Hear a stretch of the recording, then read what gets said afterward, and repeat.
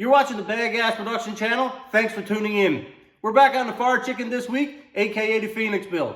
Last week we were up to the Moncton car show. We had a great time. So this week we're back on the car. Sean's doing some patch panels, working with his hands, doing what he does best. Amazing work, you should check it out. We purchased a 3rd gen steering column, so Mark will be adapting it to our 2nd gen Trans Am. Great little upgrade. If you're a subscriber, thank you so much. If you're just tuning in right now, check out this episode and some episodes before. You might start to enjoy us. Smash the like button, share with a friend, and of course, if you got any comments, chuck a comment in the comment section below, because we like to see that. Enjoy this episode. Thanks for tuning in.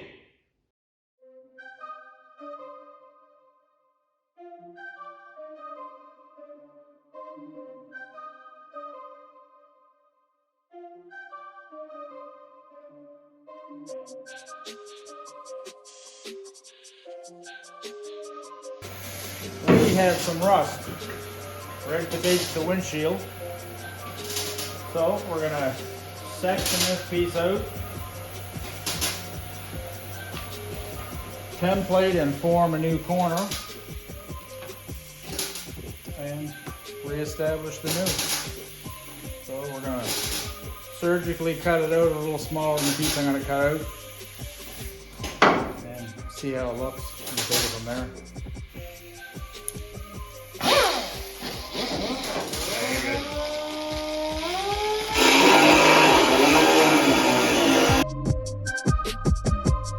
Okay guys, so this is a common spot to rust on these cars, especially if they had a T-roof design.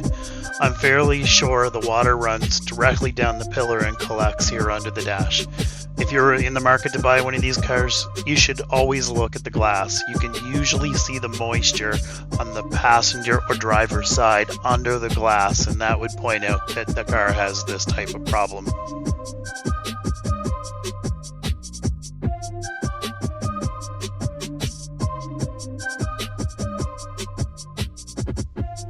We don't really expect this issue to come back as we're fixing it properly.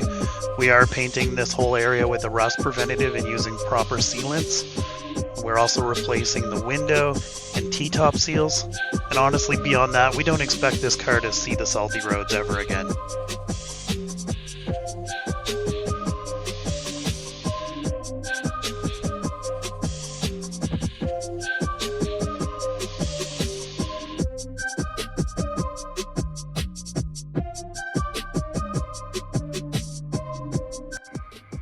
Hey there, YouTubers. So we're back at the dash section here underneath the windshield where it was all rotted out as we had seen the other day. So we've cut those pieces out, got it back to where the metal's real, cut a few sections out. We've got them all tacked in and spotted in now, back to the shape. We test fitted it with the windshield to make sure we've got the right curve and right height, so we're not going to run into any issues down the road. So now we're going to do some grinding and blending, and we'll show you what it looks like in maybe tomorrow, or in your case, 2 minutes.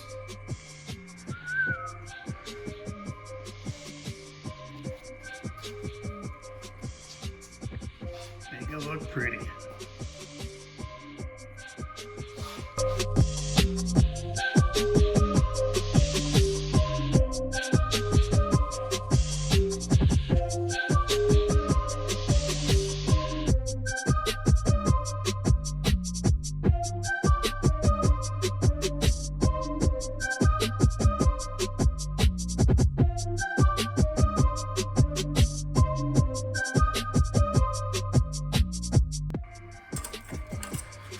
Okay guys, alright folks, an update here on the dash piece that Sean started. I finished it off here, so I've got it welded in all the way down here. I drilled a bunch of holes here you saw in the video and plug welded all along here. Just got rid of a little hole that was there, and then I took a grinder and a file and just cut this out. So this is where the VIN tag goes back on the car, you know, something like that. I'm gonna paint this up and clean it up and make it look nice before we put it on. And of course, all of this is gonna get a slight bit of final sanding, and then it'll get sealed and then painted. So it'll look just like the dash, like nothing ever happened. That's it, folks. On to the next task.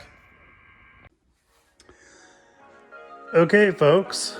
So let's talk steering columns for the 2nd gen Firebird and Camaro. What I have here in front of me is on the right, the original column from our 2nd gen. And on the left, I have a column from an early 3rd gen. Now I can't confirm that all 3rd gen columns are the same, but I was told that the 3rd gen has, some of them in the early ones have a removable mounting bracket. So you need a column like that. So what I'm gonna do is I'm gonna swap these columns. Why? Well, number one, if you look at this column's smashed all to bits. So the white metal bits are all beat up, and the internal bushings inside this, or whatever's in there to keep it tight, are not so tight anymore. So I think for the cost of rebuilding this one, I can swap to this one with some a little bit of work. And what else? Right. So there are some benefits to this column. The hazard switch is on the column, whereas the other one, it's a switch somewhere, I think, on the dash. So that simplifies things for me for our build.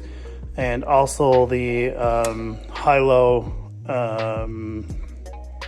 switch for the lights is on this, whereas in this gen it was on the floor, and I absolutely hate those ones. So having it on the column to me is a benefit. Other than that, this column didn't have a lot of miles on it, and it's in generally good shape. They're the same size. The flange for the firewall is definitely different. So what I did there is I drew an amoeba. I drew that piece of metal out, and essentially what I'm going to do is cut it out of, I think, a piece of aluminum, and then it's basically going to become a template where it actually goes this way, but where it allows me to bolt this to that and that to the firewall. So that's the plan. Let's pitter patter and get at her.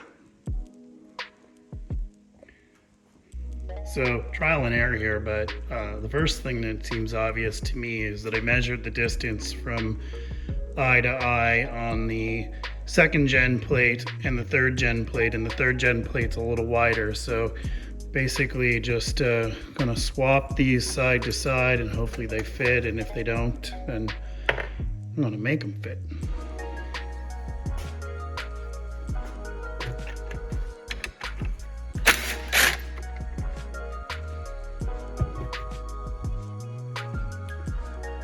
Well, thanks GM for using all kinds of the same parts. So confirmed, the mount right here definitely fits. This mount came from there.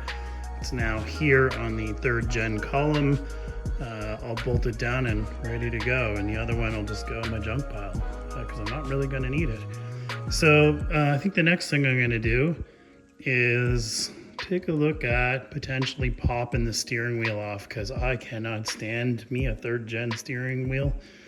So it's gonna go, hopefully, and if I can reuse the Trans Am one, I will. If not, I'll get an aftermarket one.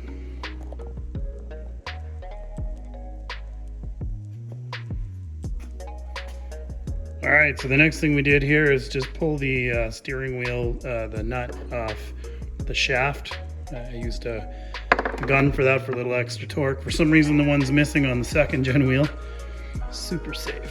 So next we'll get a steering wheel puller on here, pull this wheel off and pull the other wheel off, and then we'll see what happens from there. All right, folks, well, that was actually a lot easier than I thought. I didn't use a steering wheel puller. I used a punch and a hammer. So just a big drift pin.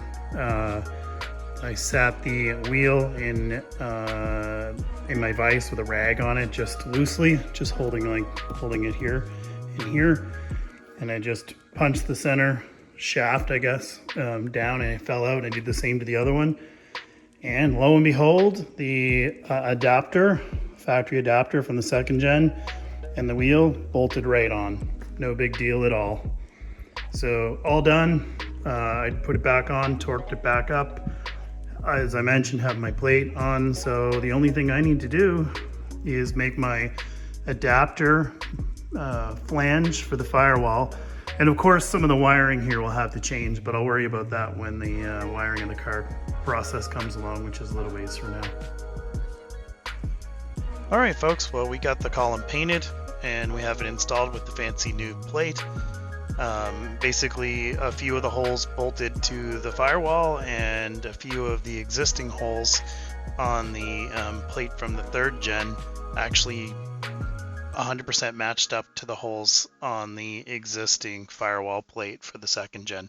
So all bolted in and ready to go. Hey guys, it's Corey from Bad Gas Productions.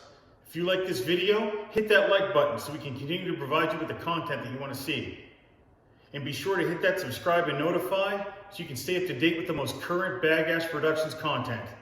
From the crew here at Bad Gas, pedal down and hands on the wheel.